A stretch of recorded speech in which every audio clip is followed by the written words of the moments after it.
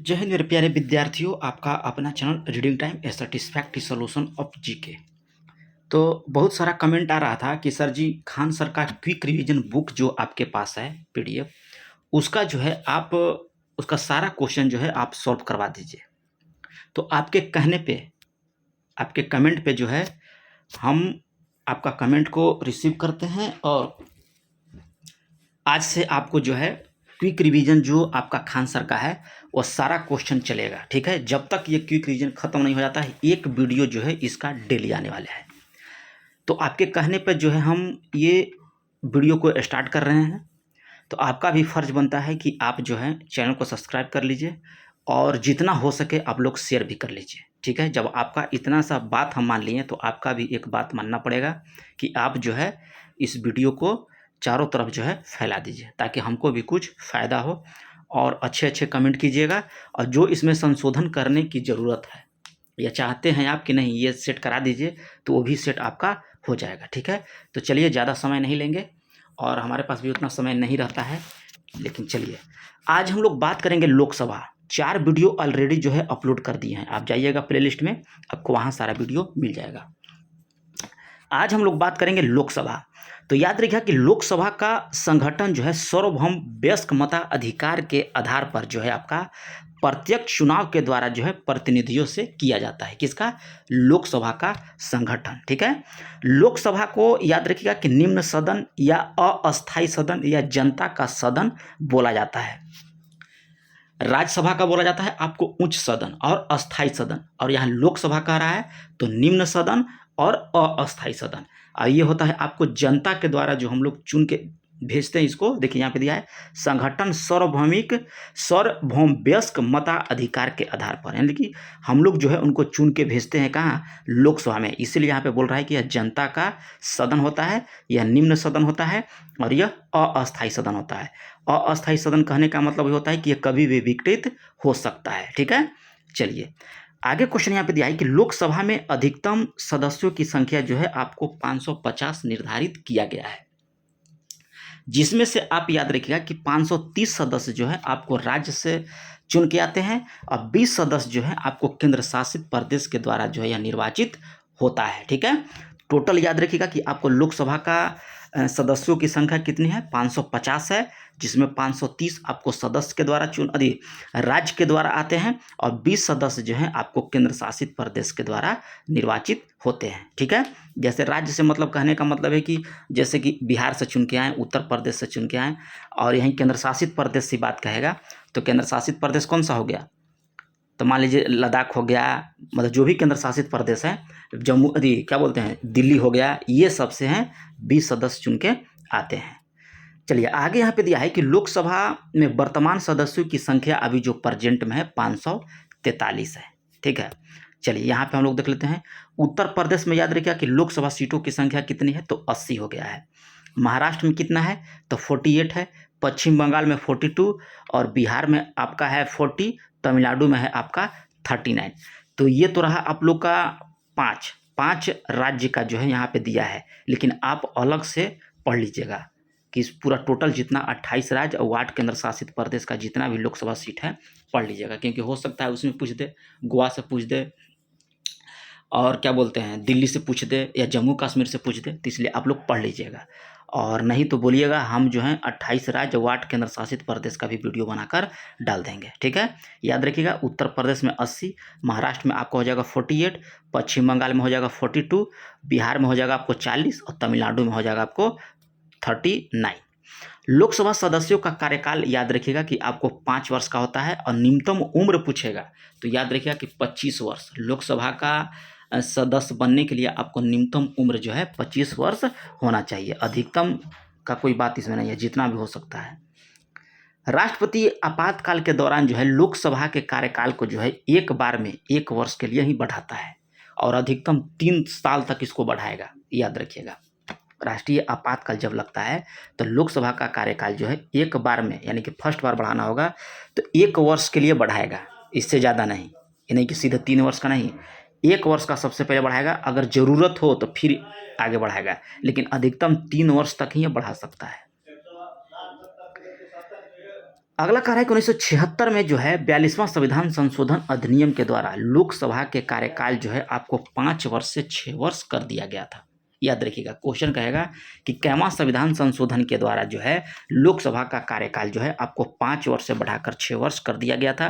तो याद रखिएगा कि 42वां संविधान संशोधन 1976 के द्वारा जो है इसको 5 वर्ष से लोकसभा का कार्यकाल जो है आपको 6 वर्ष कर दिया गया। परंतु 44वां संविधान संशोधन 1978 ईस्वी के द्वारा पुनः इसे 6 वर्ष से क्या कर दिया गया, 5 वर्ष कर दिया गया। याद रखिएगा, पहले क्या हुआ कि 42वां संविधान संशोधन के द्वारा जो है इसको कार्यकाल 5 वर्ष से बढ़ाकर 6 वर्ष कर दिया गया, और फिर 44वां संविधान संशोधन जब आया, इसमें जो आपको संपत्ति के अधिकार को भी इसी में था 44वां संविधान संशोधन के द्वारा, इसमें क्या किया गया कि 6 वर्ष जो लोकसभा का कार्यकाल था उसमें फिर से दोबारा जो है इसको 5 वर्ष कर दिया गया।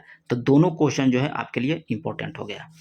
लोकसभा अपने सदस्यों में से एक अध्यक्ष तथा एक उपाध्यक्ष का चुनाव करता है। याद रखिएगा, जब लोकसभा जो होता है चुनाव, तो उसमें से एक सदस्य जो है आपको अध्यक्ष बनता है और एक सदस्य उसमें से जो है आपको उपाध्यक्ष बनता है। याद रखिएगा, लेकिन इसके लिए जो है अलग से शपथ ग्रहण नहीं होता है, बल्कि याद रखिएगा कि ये जो है जो लोकसभा के सदस्य के तौर पर जो शपथ लेते हैं वही इनके साथ होता है। ठीक है, तो याद रखिएगा कि एक अध्यक्ष और एक आपका उपाध्यक्ष हो जाएगा।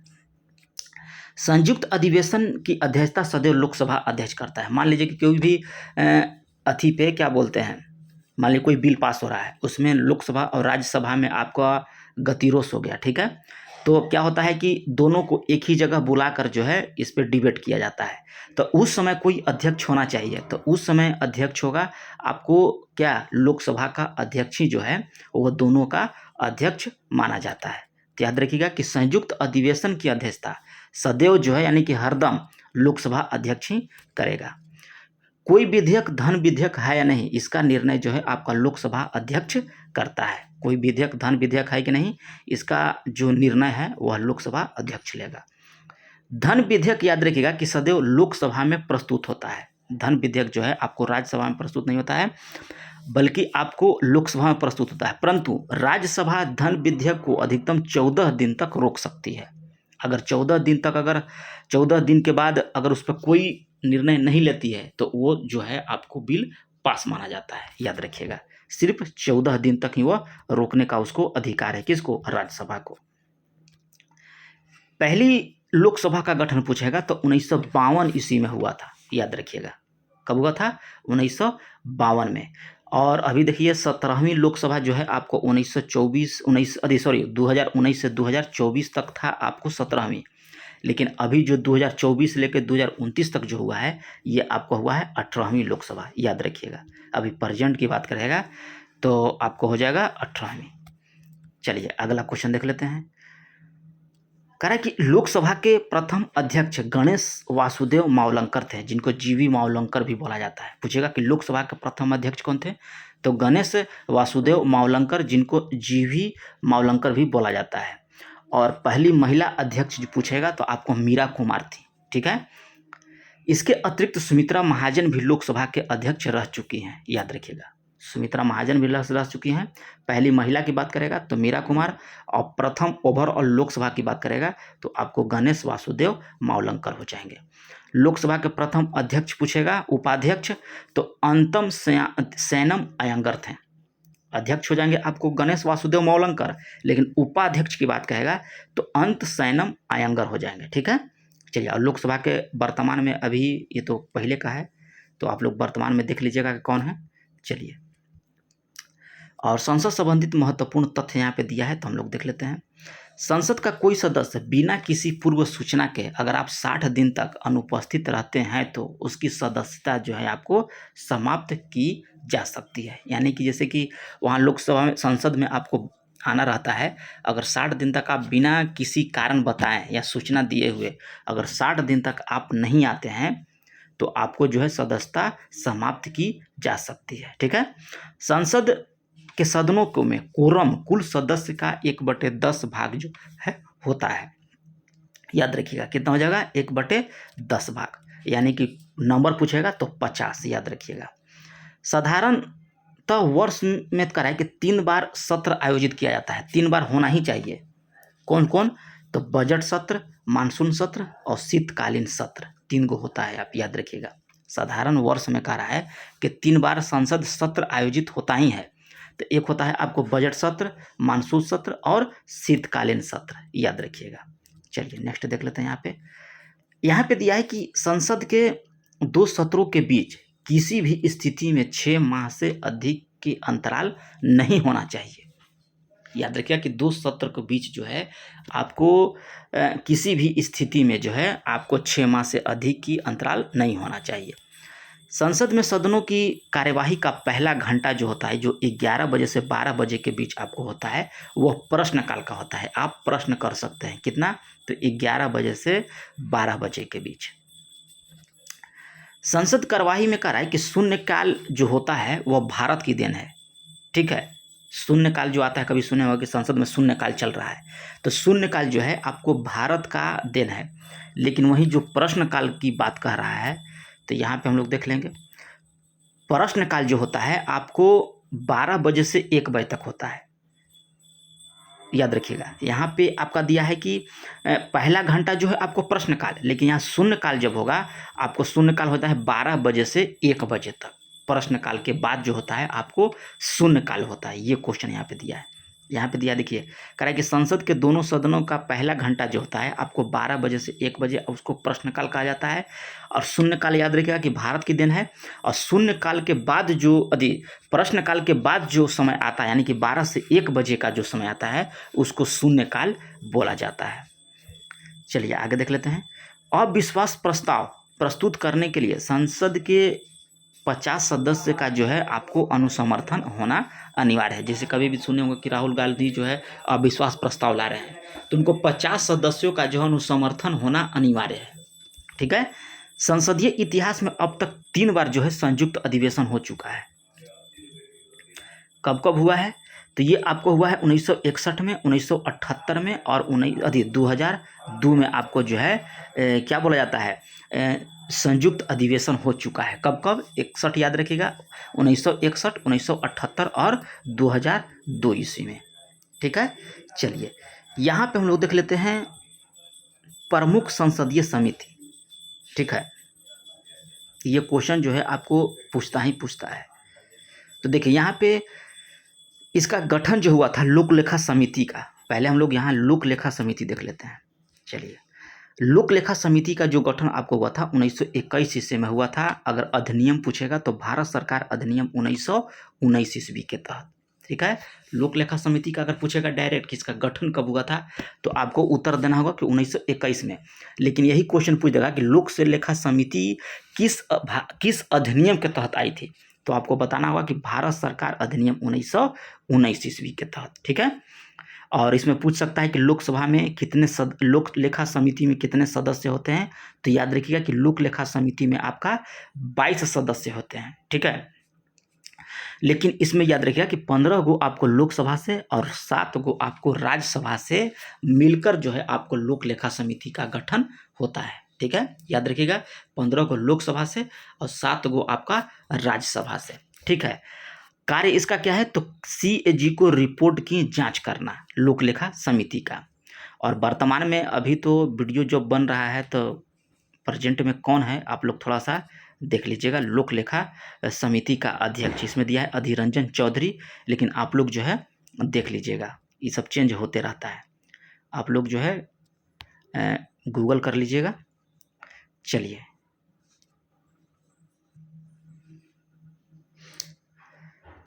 नेक्स्ट समिति यहाँ पे दिया है प्राक्कलन समिति। तो याद रखिएगा कि प्राक्कलन समिति जो है आपको इसका गठन जो है 1950 में किया गया था जॉन मथाई के सिफारिश पर। और प्राक्कलन समिति जो होता है आपको इसमें 30 सदस्य होते हैं और यह लोकसभा से होते हैं। सिर्फ लोकसभा के ही सदस्य इसमें होते हैं प्राक्कलन समिति में। इसलिए पूछेगा कि सबसे बड़ी समिति कौन सी है, तो आपको उत्तर देना होगा प्राक्कलन समिति। ठीक है, जिसमें आपका 30 सदस्य होते हैं और सिर्फ जो है आपको इसमें लोकसभा के सदस्य ही जो है प्राक्कलन समिति के क्या बोलते हैं सदस्य होते हैं। और इसका कार्य है बजट के अनुमान को जांच करना। किसका कार्य है, लोक लेखा प्राक्कलन समिति का। और प्राक्कलन समिति में अभी वर्तमान में कौन अध्यक्ष है आप लोग देख लीजिएगा, ये पहले का है। ठीक है। चलिए आगे इसमें दिया है लोक उद्यम समिति। इसका गठन जो है आपको 1964 में किया गया कृष्ण मेनन समिति के सिफारिश पर। लोक उद्यम समिति का गठन जो है आपको कृष्ण मेनन समिति के सिफारिश पर 1964 में किया गया था। और इसमें कुल 22 सदस्य होते हैं, जिसमें आपको 15 गो लोकसभा से और 7 गो आपका राज्यसभा से। इसका कार्य क्या है कि CAG यानी कैग द्वारा लोक उद्यमों पर रखी गई रिपोर्ट की जांच करना, ठीक है। और इसमें थोड़ा सा आप लोग अध्यक्ष देख लीजिएगा, ठीक है। चलिए थोड़ा सा फिर से हम लोग देख लेते हैं पूरा समिति, ताकि आपको दिमाग में अच्छे से छप जाए। देखिए, लोक लेखा समिति की बात कर रहा है, तो इसका गठन कब हुआ था? तो 1921 में हुआ था, भारत सरकार अधिनियम 1919 के तहत, ठीक है। प्राक्कलन समिति की बात कहेगा तो 1950 ईस्वी में जॉन मथाई के सिफारिश पर, ठीक है। लोक उद्यम समिति की बात कहेगा तो 1964 में कृष्ण मेनन समिति की सिफारिश पर।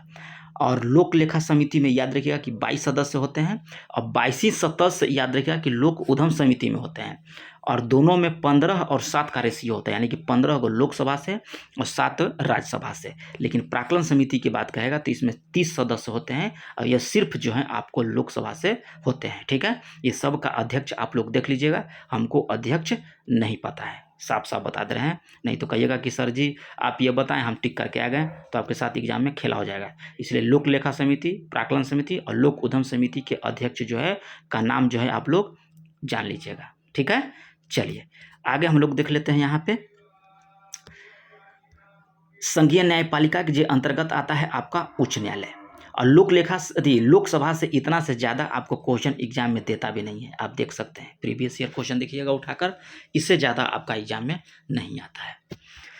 भारत के कार्य की न्यायिक व्यवस्था में एकीकृत न्याय का प्रावधान किया गया है, जिसमें शीर्ष स्थान पर आपका उच्चतम न्यायालय होता है, उसके अधीन जो है आपका एक उच्च न्यायालय होता है जो हर राज्य में होता है, और एक उच्चतम न्यायालय आपका है, ठीक है। यहाँ पे करा कि संविधान के भाग 5 में अनुच्छेद 124 से लेकर 147 तक जो है आपको उच्चतम न्यायालय का गठन, शक्ति, क्षेत्राधिकार का भी जो है प्रावधान किया गया है। संविधान के भाग की बात कहेगा तो भाग 5 में है आपका, लेकिन जब वही अनुच्छेद की बात कहेगा तो अनुच्छेद 124 से लेकर 147 तक जो है आपको उच्चतम न्यायालय के गठन, शक्ति और क्षेत्राधिकार का प्रावधान उसमें दिया गया है। जब हम लोग अनुच्छेद पढ़ेंगे तो एक एक जो है, यानी कि 124 में क्या है, 125 में क्या है, 126 में क्या है, वो आपको सारा जो है हम डिटेल में बताएंगे, ठीक है। थोड़ा सा आप लोग कमेंट कीजिएगा तो हम वीडियो बना देंगे। रेगुलेटिव अधिनियम याद रखिएगा कि 1773 ईस्वी के तहत 1774 ईस्वी में कलकत्ता उच्च न्यायालय की स्थापना की गई थी, जिसके प्रथम मुख्य न्यायाधीश याद रखिएगा कि सर एलिजा एम्पे थे, ठीक है। अगर अधिनियम की बात कहेगा तो रेगुलेटिव अधिनियम 1773 ईस्वी, लेकिन जब स्थापना की बात कहेगा तो 1774 ईस्वी में कलकत्ता उच्चतम न्यायालय की स्थापना किया गया था, ठीक है। जिसके प्रथम मुख्य न्यायाधीश की बात करेगा तो सर एलिजा एम्पे थे। आगे देखिए क्या करा है कि भारत शासन अधिनियम 1935 के तहत संघीय न्यायपालिका जो है प्रावधान किया गया है। पूछेगा कि संघीय न्यायपालिका का प्रावधान किस अधिनियम के तहत किया गया, तो भारत शासन अधिनियम 1935 के तहत। आगे कह रहा है कि भारत के उच्चतम न्यायालय का जो है उद्घाटन 28 जनवरी 1950 को किया गया था। पूछेगा कि उच्चतम न्यायालय का उद्घाटन कब किया गया, तो 28 जनवरी 1950 को। उच्चतम न्यायालय में कह रहा है कि न्यायाधीशों की संख्या वृद्धि करने या घटाने का जो शक्ति दिया गया है वो सिर्फ संसद को दिया गया है। संसद के द्वारा जो है न्यायाधीशों की संख्या बढ़ सकता है या उसको घटा सकते हैं, ठीक है। तो याद रखिएगा कि सांसद के द्वारा। आगे दिया है कि वर्तमान में उच्चतम न्यायालय में कुल न्यायाधीशों की संख्या जो है आपको 34 है, ठीक है। याद रखिएगा 34 हो जाएगा। चलिए यहाँ पे हम लोग देख लेते हैं उच्चतम न्यायालय के न्यायाधीशों को एक नज़र में। नियुक्ति कौन करता है, तो आपको राष्ट्रपति। वहाँ पे क्वेश्चन क्या था कि आपको घटाने बढ़ाने का अधिकार यहाँ पे जो था आपको संसद को दिया गया था। देखिए यहाँ पे वृद्धि करने की शक्ति संसद को दिया गया है, लेकिन नियुक्ति करने का जो जिसको शक्ति दिया गया है वो आपको राष्ट्रपति को दिया गया है। देखिए आगे देखिए, पदच्युत प्रक्रिया यानी कि पद से हटाने की प्रक्रिया जो है संसद को है असमर्थता के आधार पर संसद कर सकता है। शपथ जो है आपको राष्ट्रपति के समक्ष लेना पड़ता है। इस्तीफा जो है ये अपने राष्ट्रपति को देंगे। कार्यकाल जो है इनका कोई निर्धारित नहीं दिया गया है, ठीक है, लेकिन अधिकतम आयु इनको 65 वर्ष कर दिया गया है, 6 वर्ष या 65 वर्ष। लेकिन अगर साल भर के ही अंदर अगर उनको कोई आरोप लग जाता है तो भी वह पद से अपना इस्तीफा देंगे। इसलिए बोल रहा है कि कार्यकाल का कोई निर्धारित नहीं है, लेकिन अधिकतम आयु जो है इसका निर्धारित है, कितना, 65 वर्ष। और इनका वेतन देख लेते हैं। मुख्य न्यायाधीश का होता है 2.8 लाख प्रतिमाह और अन्य न्यायाधीश जो उनके साथ होते हैं उनको होता है 2.5 लाख प्रतिमाह, ठीक है। चलिए आगे यहाँ पे देख लेते हैं। आगे दिया है कि उच्चतम न्यायालय के न्यायाधीश बनने के लिए किसी व्यक्ति को जो है भारत का नागरिक होना चाहिए, नागरिक होना चाहिए, और वह व्यक्ति उच्च न्यायालय में कम से कम 5 वर्ष तक न्यायाधीश रह गया हो, तब जो है वह उच्चतम न्यायालय का क्या बोलते हैं, न्यायालय में जो है वह रहेगा, ठीक है। उच्चतम न्यायालय के विभिन्न न्यायालयों में मिलकर 10 वर्ष तक वकील होनी चाहिए, ठीक है, जो राष्ट्रपति के नज़र में वह कानून का ज्ञाता भी होना चाहिए, तब जो है उच्च न्यायालय का वह जो है न्यायाधीश बन सकता है, उच्चतम न्यायालय का। आगे कह रहा है कि उच्चतम न्यायालय के प्रथम भारतीय मुख्य न्यायाधीश जो थे आपको हरिलाल जे कन्या थे। अगर प्रथम भारतीय की बात कहेगा तो हरिलाल जे कन्या हो जाएगा। अगर ऐसे ओवरऑल पूछ देगा कि उच्चतम न्यायालय के आपका अध्यक्ष कौन था, न्यायाधीश कौन था, तो आपको कौन हो जाएंगे, तो सर एलिजा इम्पे। देखिए यहाँ पे सर एलिजा इम्पे, लेकिन वही सिर्फ भारत की बात कहेगा कि प्रथम भारतीय मुख्य न्यायाधीश कौन थे, तो आपको हीरालाल जे कन्या हो जाएंगे। उच्चतम न्यायालय के वर्तमान में मुख्य न्यायाधीश तो यहाँ पे अलग है, ठीक है, इसको आप लोग जो है काट दीजिए। न्यायाधीश आपके वर्तमान में कौन है, तो इसको जो है आप लोग जो है क्या बोला जाता है देख लीजिएगा, ठीक है।